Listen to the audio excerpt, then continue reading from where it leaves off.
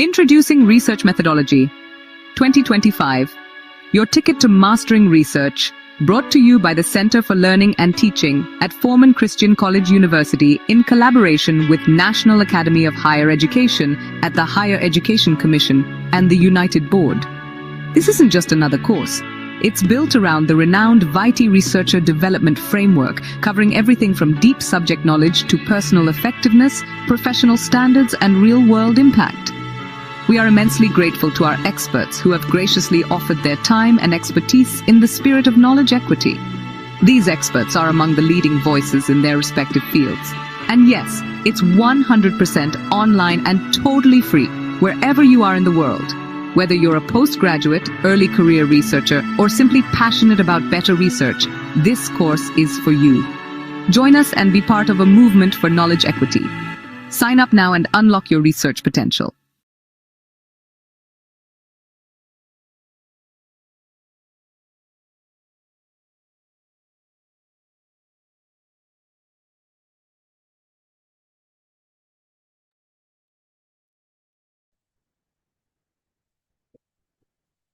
Good morning, Assalamu alaikum, and welcome to the 19th webinar in this series. Today, the title of this webinar is Reading, Writing, and Publishing in Natural Sciences.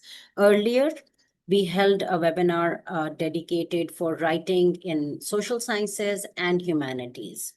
Today, we are very fortunate to have esteemed Dr. Saqlain Abbas Shah with us. He is the professor, Department of Physics at Foreman Christian College University. He has a PhD from Government College University, Lahore, and a postdoctoral fellowship was done at the University of Washington in 2014. Dr. Saqlain is an avid researcher with over 100 publications and a cumulative impact factor exceeding 230. He has over 1,700 citations and he's an active member of several scientific societies, including the Materials Research Society, Society for Biomaterials, and Society of Magnetic Materials.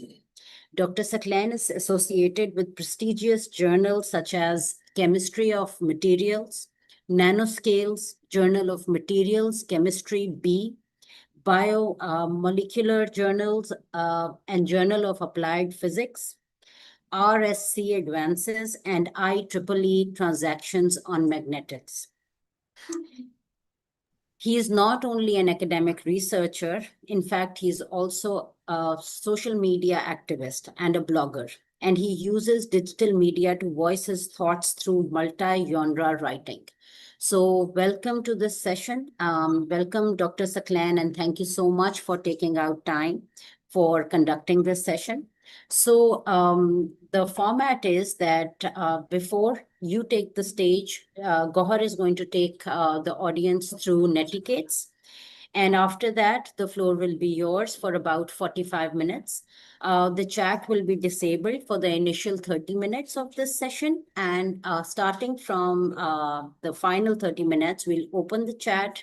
And then the last 15 minutes will be left for question and answers. So before I request you to start the day, I would request Gohar to please take us through the netiquettes. Thank you, Dr. Mavish. So I'll quickly go over the netiquettes. You're all requested to please rename your Zoom accounts to the name of your university first and then your name afterwards. Please note that we disable the chat for the first 30 minutes, and once the session is almost 30 to 35 minutes later, we'll enable the chat, and you're all requested to please post your comments and your questions in the chat. And please note, please be mindful and when you use the chat, so that the questions are only strictly used for questions related to the session only. You're all requested to please fill out the certificate form. We have been repeatedly sharing this information that regardless you join through YouTube or through Zoom, you're all requested to please fill in your complete name, your name of the university you are from or the institution name, and your complete and correct email address. This will help us to share certificates with you. And please note that a minimum of 8 to 12 working days is required for once the session is concluded for certification. We are in the process of sending out certificates, and a lot of you have been receiving the certificates as well. Please note that all these sessions are recorded and these are uploaded on a daily basis to the CAT YouTube channel, and you can subscribe and view all the sessions and webinars there. That's it from my side. Over to you, Dr. Sakran.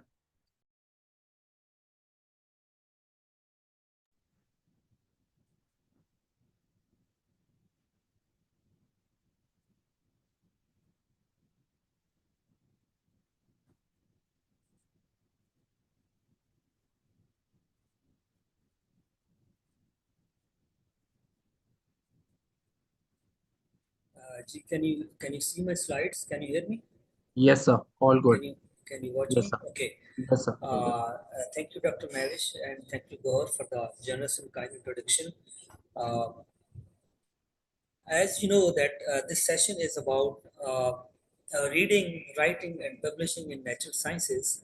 But the rules and the tips and tricks that I shall be telling you, they're equally applicable to the social sciences as well. So, first of all, you know that research is all about understanding the current state of knowledge, understanding the challenges and opportunities in the current state of knowledge, and then making certain contributions that will update and upgrade the state of knowledge, and later on that will lead to some industrial and translational applications. Understanding the current state of knowledge, it always starts from an efficient literature review. And so, efficient literature review, in simple words, is all about reading a lot of papers, reading many papers, maybe hundreds of research papers.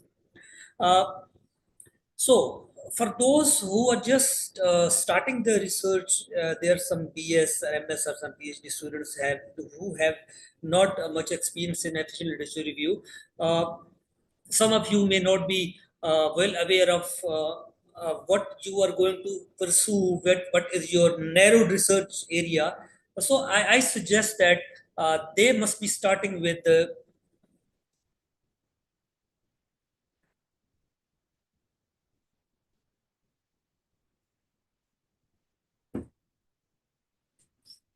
I cannot move slides.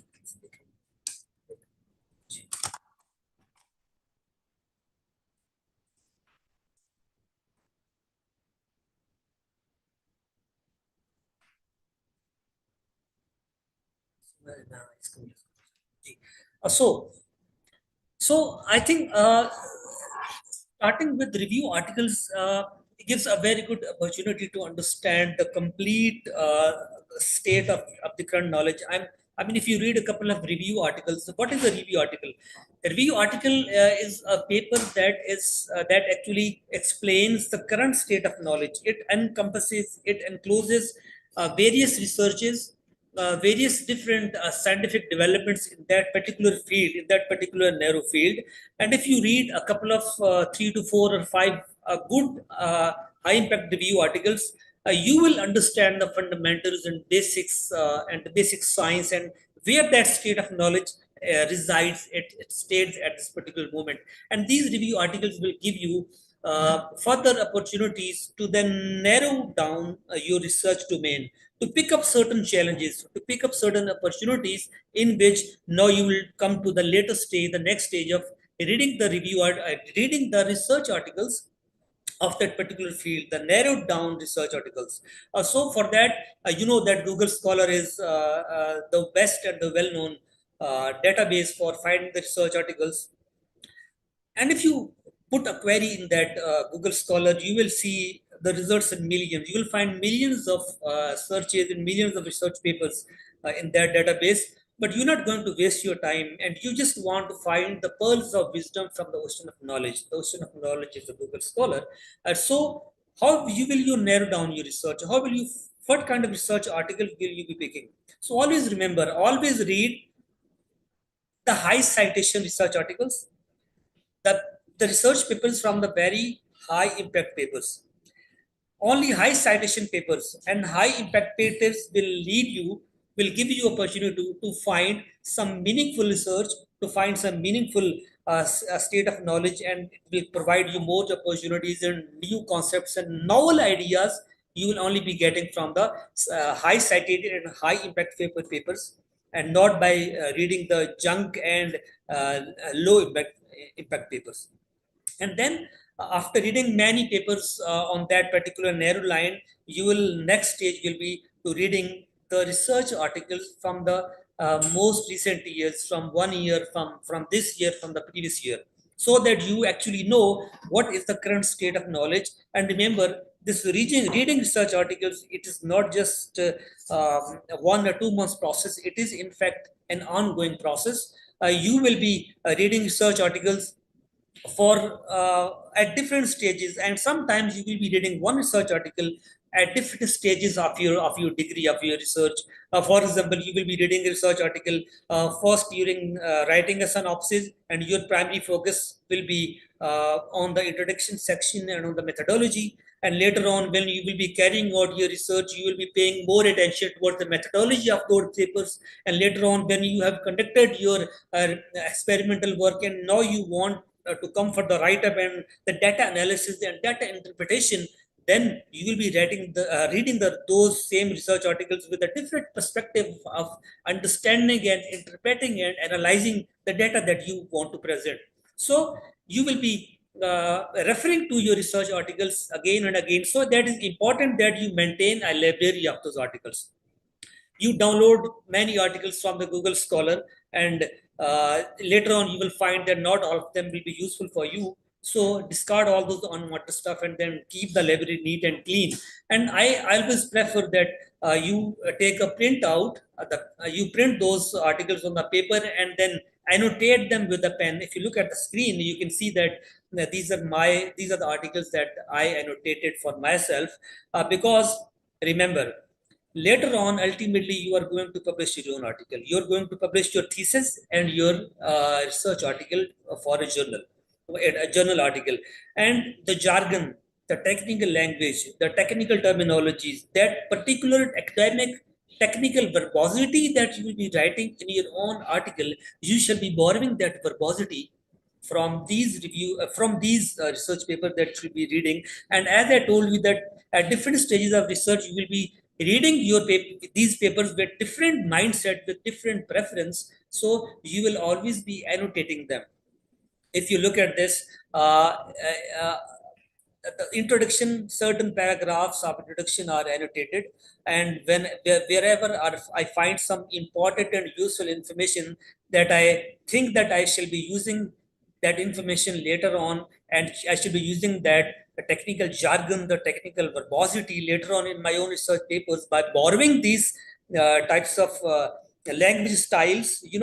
Writing research article is all about technical writing and very academic writing, and that is sometimes very formal and over formal writing styles. And I shall be borrowing these styles and by then rephrasing and rewriting them in my own style to avoid that similarity index and the plagiarism. So annotation is very, very important. Taking notes, taking side notes is very, very important. And then ultimately, for each research article that you read, at the first page, you can write a few words about that what research paper is all about. So later on, after reading 50 to 100 research articles, after 6 to 7 months, when you are going to write your own research article, and in the back of your mind, that you read an article in which that article was answering your certain questions that are arising now, and you want to refer back to those papers. And believe me, if you have not annotated your papers, you will be stuck. You'll be stuck, and maybe you won't have the time to read them all over again. So it is better to keep writing notes and keep annotating these articles, so that later on you refer back to these papers and then use them and use their verbosity and the jargon while writing your own paper. And there are also certain methods in which there are certain online tools in which when you create a folder, you uh, you put certain keywords into this folder, and it also gives you uh, that which paper is actually mentioning those ideas that you are referring to. So there are certain AI tools also today that we can use for efficient literature review. For example, this is a famous SciSpace. and its website typeset.io is one of the best online tool for reading PDF files, for reading research papers. So actually, uh, when you use this tool, and most of its features are free, by the way, you can use. You have just create a login, you just register, and you can use many of these features for free. And one of those features is you can chat with the PDF. You just upload a research paper on this forum, on this platform, and then you start talking to this paper. You ask many questions, and for example, you can see here certain inbuilt by default question like generate summary of this paper, results of the paper, conclusions from the paper, explain abstract of this paper, what are the contributions of this paper. So these are the different by default questions that you can click, or you can just ask any question, any about any physical or chemical biological process whose language you seem is very difficult in this article. You can just put it and say that please put it in very easy and the simple words and simple sentences, and believe me, I have been doing it for a long time. It will make your life very easy. Similarly, you select some paragraph and you right click on it, and you can ask it to explain text, you can ask it to summarize it, and above all, you can get the similar research papers. You click on it, get related papers, and it will find the similar research articles related to the concept mentioned in this paragraph. So it is very useful, and I recommend everyone to use this. There is another similar online tool that is called Art Discovery. It is actually built for particularly for Android phones. You can do all those functions using your Android phone also, using this Art Discovery. It's a free source, and you just have to install this app and you can use it. So now at this stage, assuming that uh, you have already conducted your literature review, when your studies have been conducted, your experiments have been performed, you acquired your data, you arranged them, you analyzed them, and then you have already interpreted and you have discovered the new physics and the new contribution and the new knowledge that you want to contribute to the field. You have already done that. You have already established certain conclusions on the research questions and the hypothesis on which your research was based. Now it is the time for writing. It's time to write a story and sell it to the world. In other words, write your own research paper and thesis. Now, whenever you see a research paper that is already published, you will see the primary section in this particular format. It is title, abstract, introduction, methods, results, discussions, and sometimes results and discussions, conclusions, and references. But remember, this is not the sequence in which you write your own paper. You Most of the times, everyone has its own natural way of writing papers, but most of the people, 90% of the scientists, they will uh, write the method section initially, because you have to start from writing the stuff that is more easily available to you, on which you are most learned on something. Then you will start writing on methods. So methods is the easiest part to write. Then you will share your results. You write your results.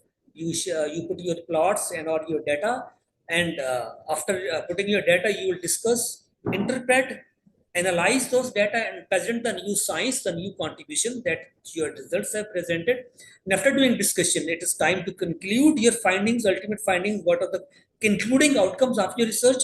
How they are contributed? How they are giving the novel contributions to this particular field? And after doing that, now you link that your current study with the previous literature, with the previous findings, with your previous motivations on which your current research is based. So introduction of any research paper is about introducing the field, introducing the major concepts of that particular field, and then relating your current research with those previous literature, with the previous key findings. Those findings led to this current study that you have conducted. So you write it at the end, at the introduction, and after when you have done the introduction, then it is the time that you write an effective and abstract. And abstract, you should really put a good time on writing the abstract, because this is a piece that shall be read by your editor, that is the journal editor, the reviewers, and that actually is the part, that's a paragraph that actually builds the first impression. An editor will decide that whether your paper must be sent for the review process or not, and your reviewer will decide that whether your article must be reviewed further or just be rejected at this moment. You must spend a really a good time on writing the abstract, and after writing the abstract, you will write the novel, the title. The title is always written at the end. So you see that the title that comes at the first in the published articles, it comes at the end when writing a research paper. So this is the general convention, but you can follow your own style if you want. And always remember, all these different sections have certain expectations that you must be meeting for all these different sections. And not all research papers are equal.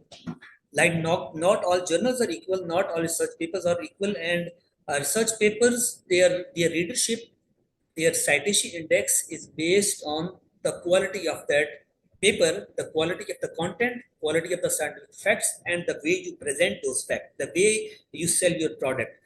So always remember, and I would suggest you to take a picture, and this is the single most important slide that you're looking at right now. I suggest you to take a picture and save it in your phone. Always, when you're writing these different sections, ask yourself, after you've written, you've concluded your research paper, ask these questions that are mentioned. Is the title clear, concise, and representative of the study?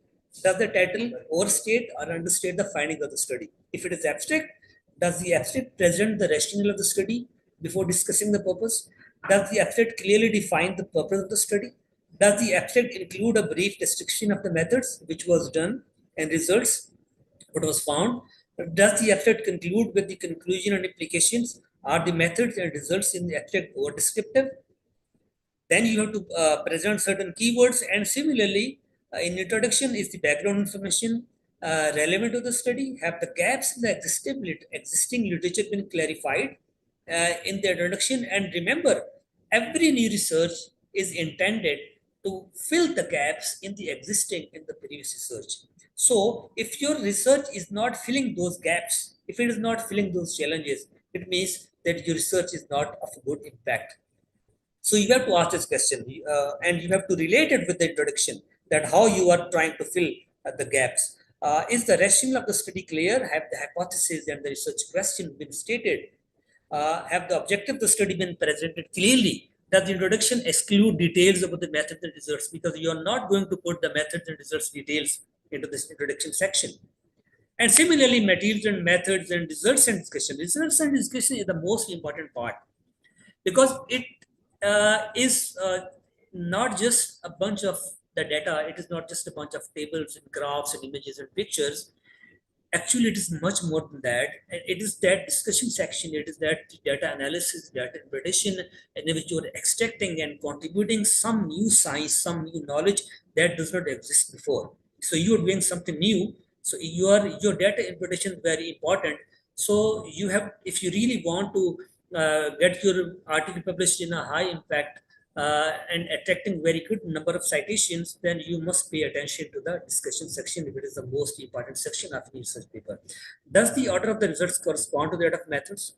Have the author stated whether the proposed hypothesis is verified or falsified? Has the result been merely repeated rather than interpreted in the discussion? Have previous studies with similar findings been cited in discussions? Have studies with dissimilar findings been cited in the discussions? Have the limitations been mentioned? And then you can answer these questions. You ask yourself these questions, whether you have addressed all these questions on the conclusion. And whenever you find that some of these questions have not been addressed, then you spend time on answering those questions. And believe me, when you follow this particular template, at the end, your product will be of a very high value. So my special focus will be on scientific writing in this presentation. And remember, your research article, your writing must have these following characteristics. It must be having clarity of thought, It must be easy to understand. It must be a good readability, means it must be easy to understand. It must not be complex jargon or difficult vocabulary. It must be clear and readable. It must be concise. It must be precise and accurate information. You will avoid wordy expressions, unwanted long sentences. uh, its jargon must be consistent. The particular use of abbreviations and the use of American English or the British English, you must be consistent and using those language styles. It must be simple jargon. It is preferred to use active voice, but you can also use passive. uh, you are using American English or British English, you must be consistent, and it is always preferred to write in a native style. And if you are non-native, I mean, when it comes to native style, it is like uh, you are American, Canadian, Australian, or British. These are the English-speaking countries, and those people, they write in a very typical style. We call it a native style.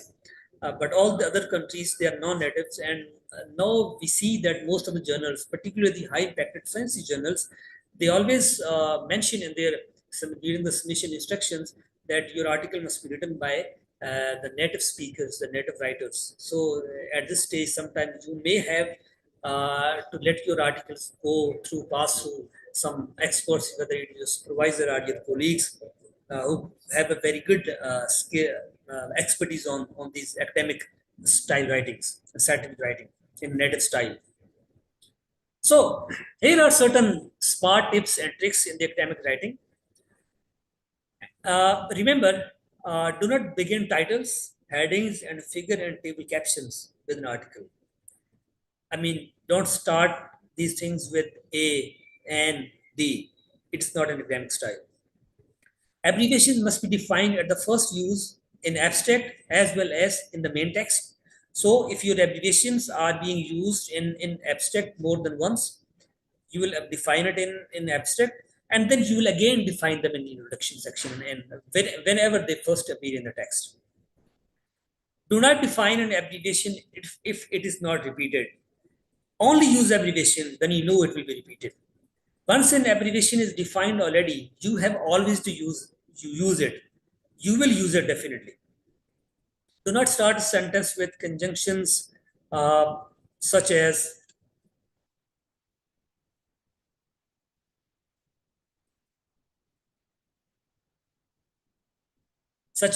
you never start a sentence with and, but, also. Instead, you should use conjunctive adverbs or transitional phrases such as moreover, furthermore, in addition, however, nonetheless.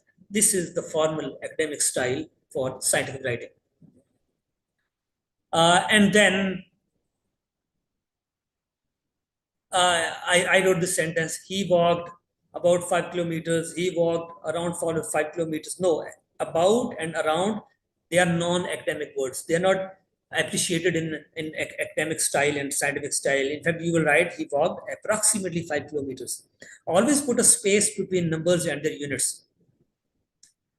As you see, there's a space between 5 and kilometers. Never start a sentence with the abbreviated word figure, fig dot. Never start a sentence. Always use the proper word.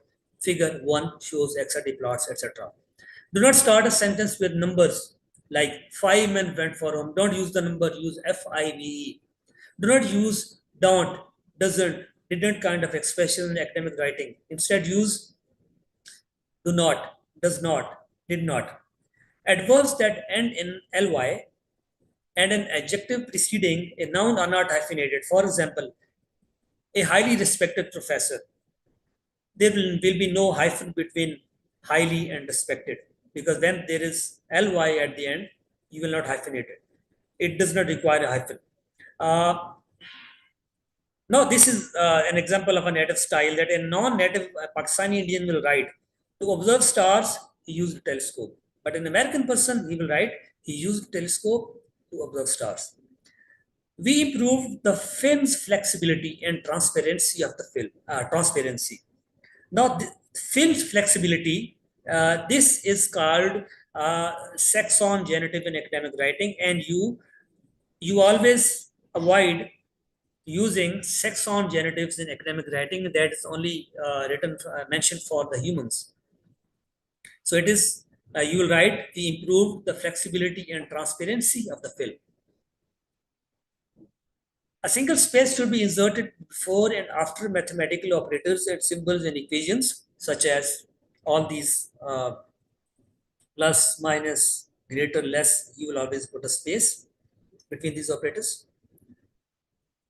So these are very important issues that I've seen most of, like 90% of the students, they make these mistakes.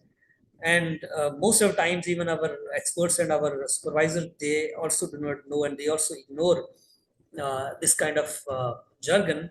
They don't be careful. So that's the reason that most of the revisions that you see from the editors, most of the times they will ask you to fix these errors and to let your paper run through some native speaker who knows the details about the academic writing. Now, how the non-native style is different from the native style. A non-native person will write like, light is sucked into a black hole. Scientifically, this is a correct statement, and grammatically, this is also a correct statement. But it is not written in a native style. A native person will write it in this style, like light is trapped by the strong gravitational pull of a black hole. Non-native, heat makes atom move faster. Increasing temperature increases the kinetic energy of atoms. This is a native style. Non-native person will say, atoms are hooks that bond together. Native person will write, atoms form bonds through interaction between electrons. Non-native person will write, salt dissolves by melting water. A native person will write, salt dissociates into ions when it dissolves in water. Non-native person will say, genes jump from one DNA strand to another. Native person will say, genes are transferred between DNA molecules through genetic recombination.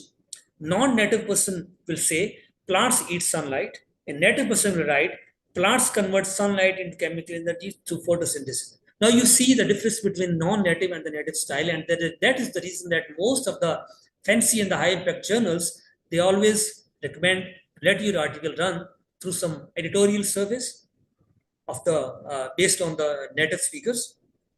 And you can see that even the non-native person is writing a correct science. They're giving the correct information, which is grammatically correct, but that is written in a non-native style. And there are certain journals like American Chemical Society, like American Institute of Physics, and in fact, most of the journals in the world, they prefer. They mention that your article must be written in American English. And some British journals, for example, Royal Society of Chemistry journals, they prefer the British style. So let me tell you some difference between American English and British English. There are certain spelling variations. For example, American spellings will be very basic and very easy to write. Like they will write color COLOR, whereas in British English it will be COLOUR. Organize, it will Z. In British English it has to be S. It's my mistake. In British English it is SE. In American English, analyze with Z. In British English, analyze with S. In vocabulary, American English says math, elevator, semester. In British English, it is maths, it is lift, it is term.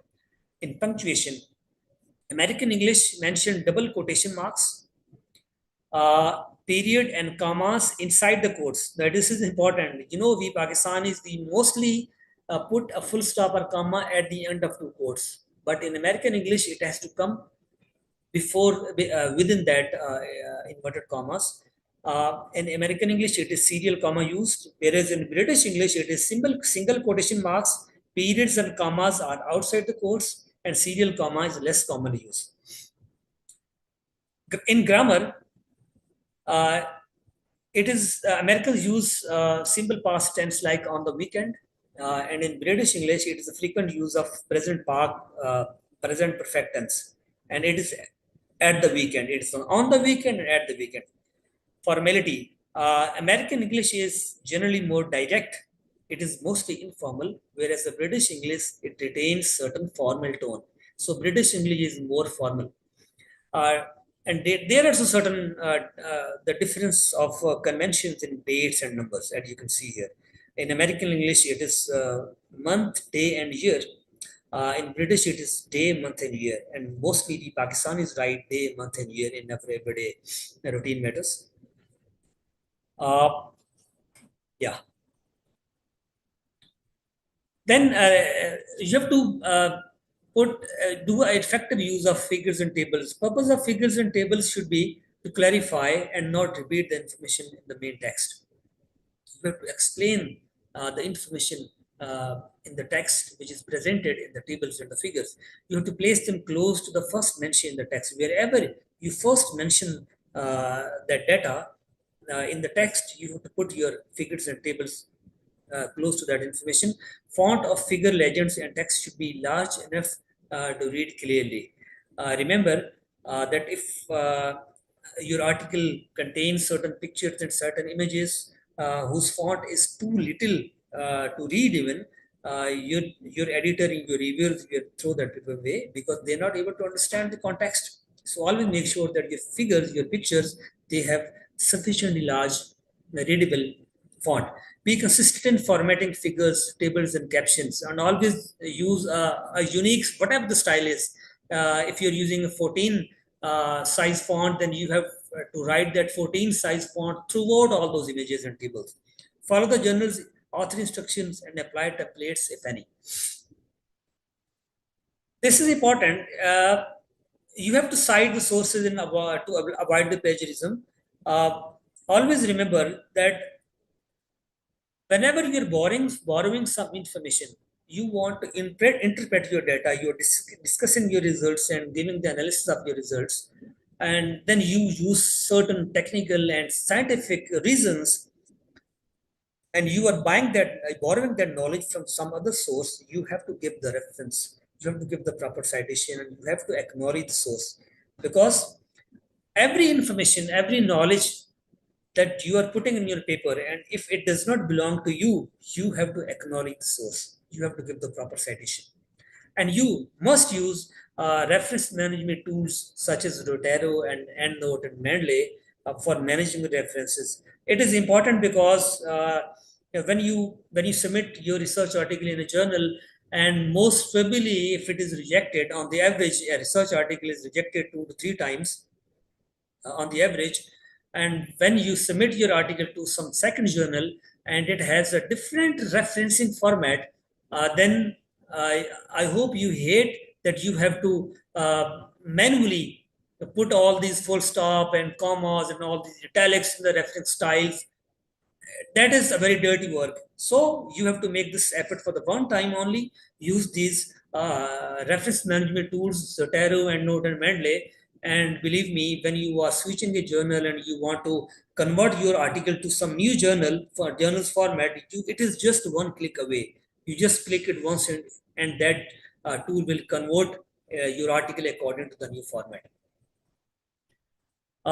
Get your papers edited and proofread by your colleagues and professors, particularly if your journal asks you to run your paper through some native speakers.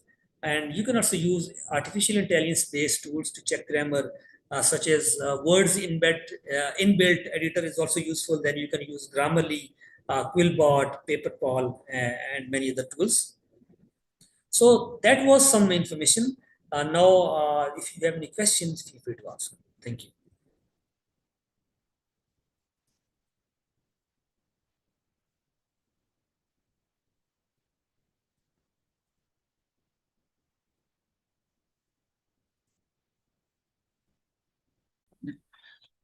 Thank you, sir. I'll enable the chat so that participants can ask questions. Meanwhile, Dr. Mevish, if you have anything to add to this, please. This was very insightful, Dr. Saklan. Thank you so much for sharing your knowledge. So we are going to wait for the audience to add questions that we can take through the session. Yeah, the chat is enabled, and I encourage everyone who's in this call to please post your questions for Dr. Saklan Abbas.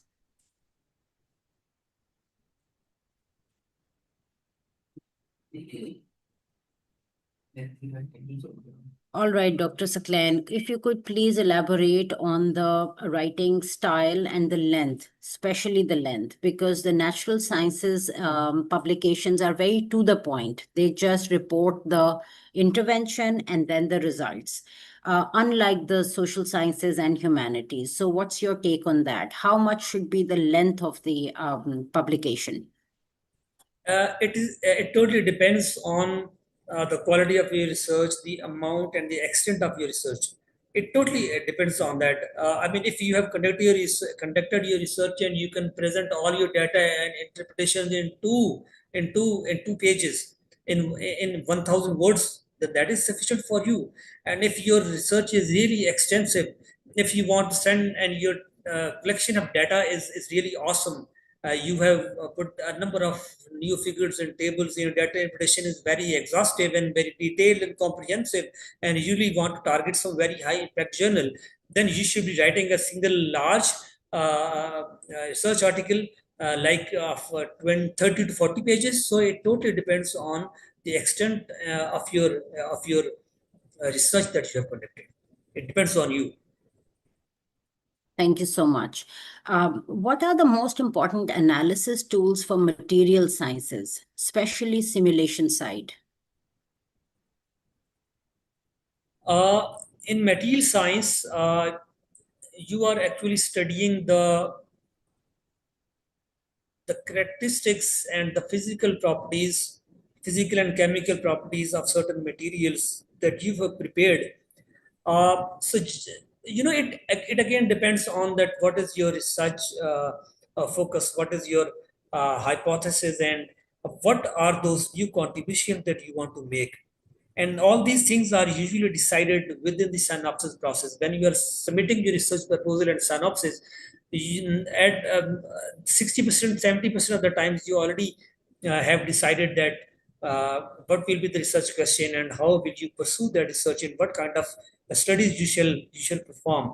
So that totally depends on you. Generally, I've seen most of the times in material science, people started from FTIR and XRD, SEM, TEM, and if it's magnetic materials, these are VSM and hysteresis graphs. And if it is solar photovoltaic devices, it is IV characteristics and so on. It again, material science is a very, very vast field. It depends on what is your research questions, how are you pursuing your research, and what are your basically objectives. So based on your objectives and while in discussion with your supervisor, you decide that what kind of study you should be conducting in your study. Thank you.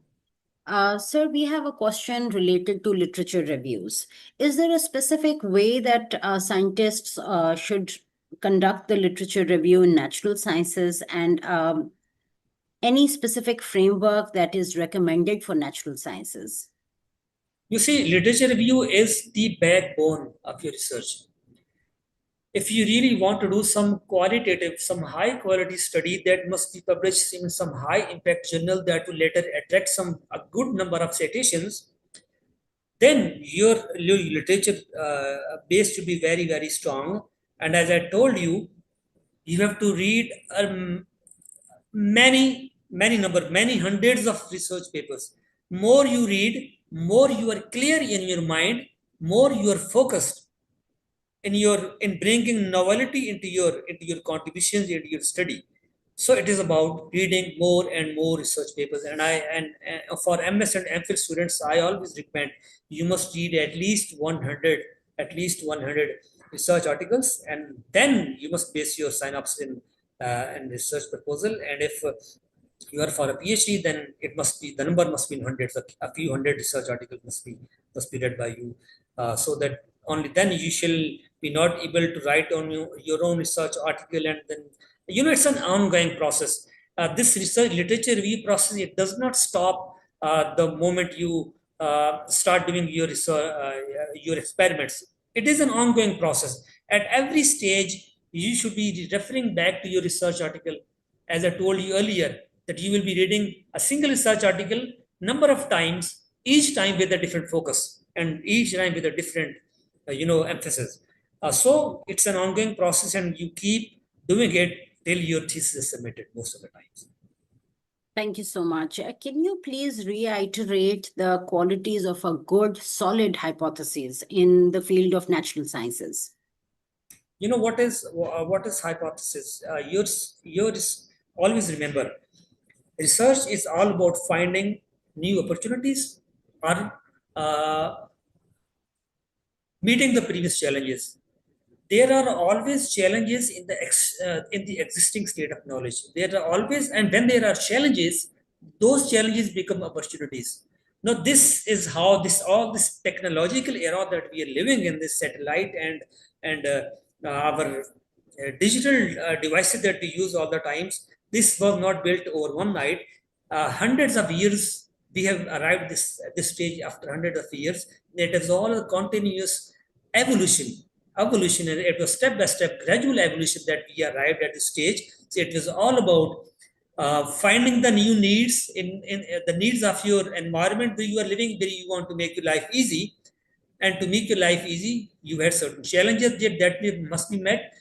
To meet those challenges, you want to know the current state of knowledge, and that current state of knowledge, you try to find certain loopholes, your certain gaps in that area, the gaps in the knowledge, and then you fill those gaps by using your extensive study in the literature, and you get a number of opportunities and challenges in every research area. And that's how every research field is always ongoing. There's not a single research area in the field that has been concluded. No study, no science, or no area of the research has been concluded in this world. Every research area is always ongoing. It is always progressing. Some are going at a very high pace, some are going at a very slow pace, but there are always challenges. There are always opportunities, and you have to hunt those opportunities. You have to find those challenges, and then you have to implement in your laboratory, and that actually forms the basis of an effective hypothesis. Thank you so much. The next question is also, it requires some explanation from you. One of our participants has asked you to please differentiate between pure scientific empirical paper, conceptual review, systematic review, and I'm going to miss the last two, proposal and thesis, because that's kind of really different. So conceptual review and systematic review in comparison with the empirical paper. How would you differentiate that? I'm sorry. These are very literature-related terms that I'm not well versed in these theoretical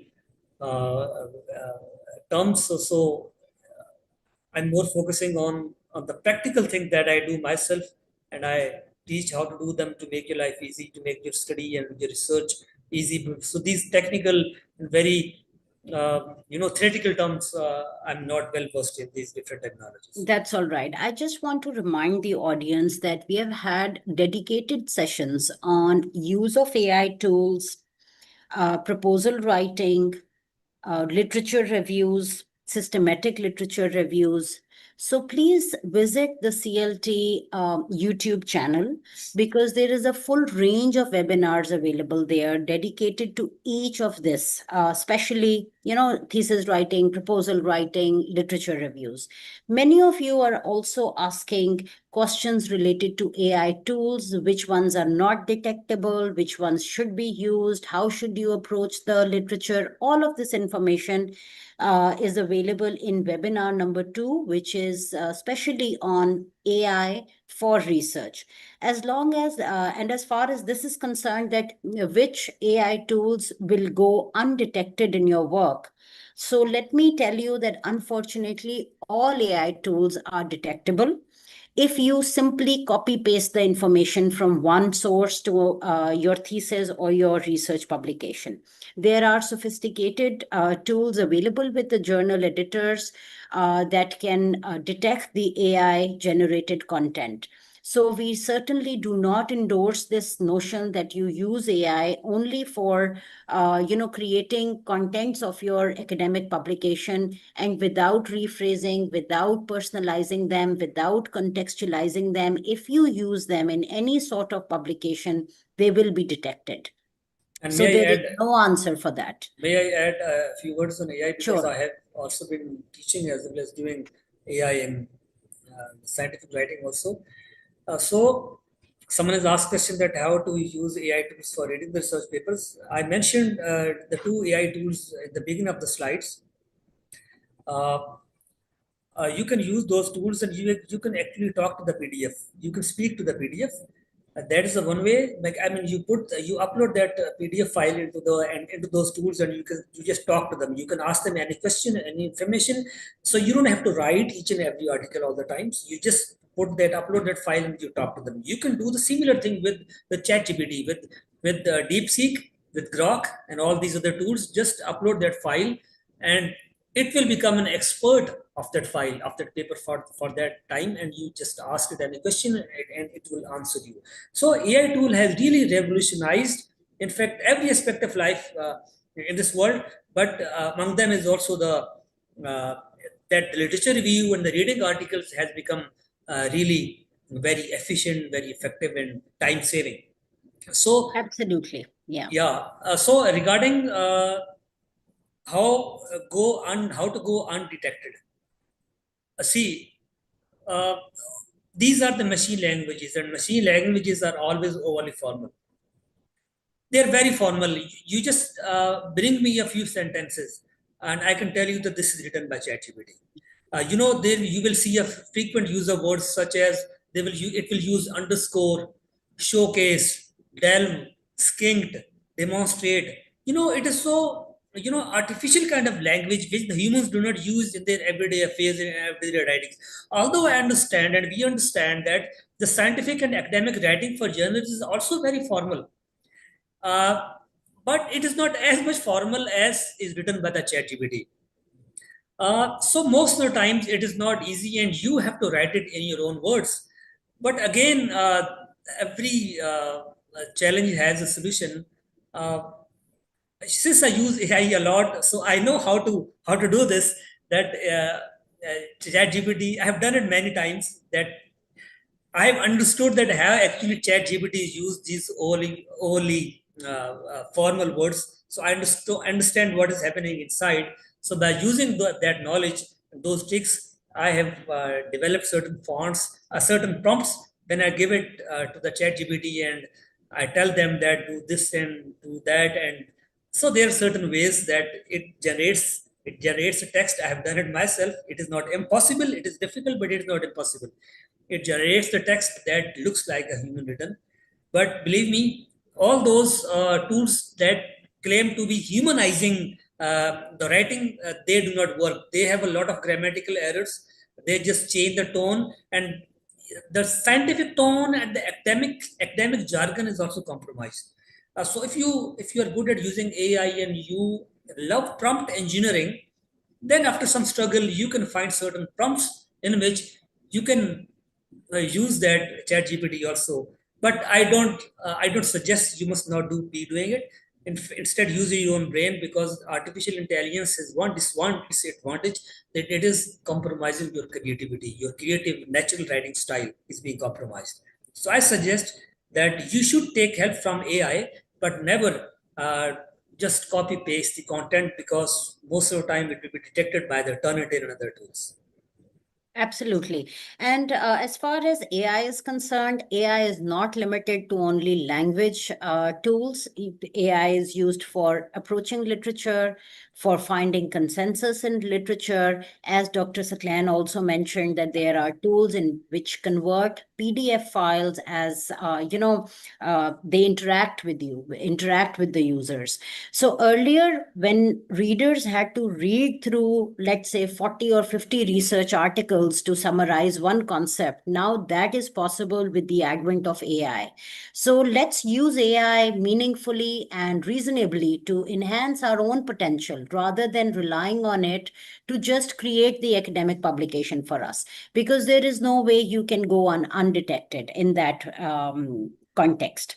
Anyways, moving again back to the Here's a questions. question, madam. Here's a question. If you use Grammarly for editing, will it be counted Yeah. under AI plagiarism? I know. No, I use it every day, and it does not come in that. Grammarly makes a few edits, so it does not come in the AI plagiarized content. You can feel free to use Grammarly. Uh, there is another question: can we use AI tools to convert English into native English? Whenever it is native. The the AI tools, ChatGPT will always write in native English. It always writes in native English, but that is overly formatted. That looks fictitious. That looks like a machine language. It is always native, but the native kind of language that you don't like, and your editor and review will just pick it because it is not written by humans. Thank you so much.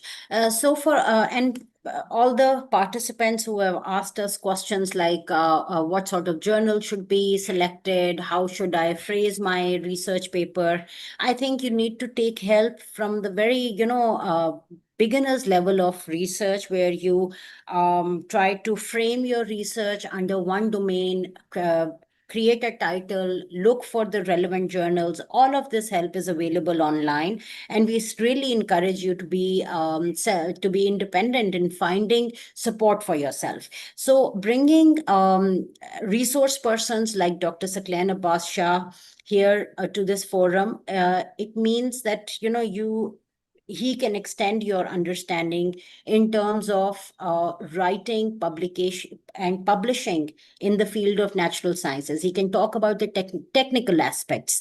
So please, if you have any question related to the technical side of publication, please post it. In the meanwhile, I just want to, give you a quick roundup of participation, Dr. Sakland. In your session, we have participation from over 30 countries representing Asia, Middle East, African region, European region, and we have participation from New Zealand as well. So congratulations on conducting such a successful webinar. We have rave reviews pouring in to the chat, admiring your session. There is actually no question that requires you to touch on the technical aspect of writing for natural sciences. Any last words that you want to reiterate for our audience? A few words. One is literature review, and a comprehensive literature review is the backbone of study.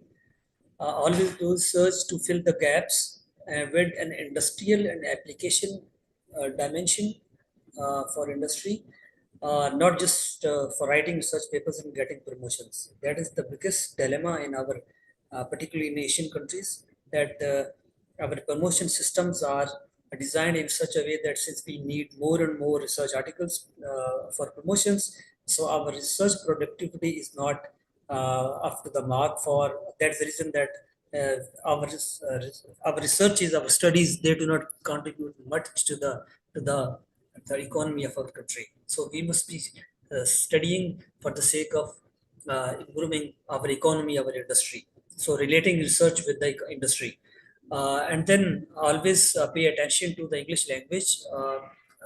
Many people ask me that how to improve our English language. Believe me, I'm telling you, you don't have to join any academies. I'm just telling you one way, one tip, that read English newspaper every day for 15 minutes. Trust me, do it consistently for 2 or 3 months, and then come back to me and tell me what is the state of your English reading, English writing, and English speaking. So read a lot of stuff, read English articles, and it will improve your English writing. That's very interesting. It will improve your English writing. And then follow the general instructions and always go for the best studies, for the best research. Aim for the best, aim for the highest, and that's it. If you Thank can you just so much. you can add me on this Facebook or Instagram or Twitter, and you can stay in contact with me anytime. I'm always there. Whenever you send me a message, I shall respond to your messages. I shall be happy to.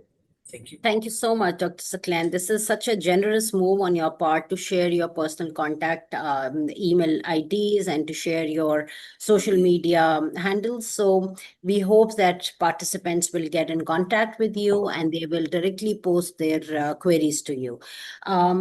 I want to remind the participants that we have the next webinar scheduled in 1 hour, actually, at 1 o'clock Pakistani time, in which we are going to talk about proposal and grant writing. So those of you who are gearing up to apply for different scholarship fundings, or you have a project proposal ready to pitch in for funding, then the next webinar is your go-to webinar, because we have a very seasoned expert in that webinar talking about how to pitch grant funding proposals, ensuring success. So join us at 1 p.m. today, and hopefully we'll see most of you in that webinar.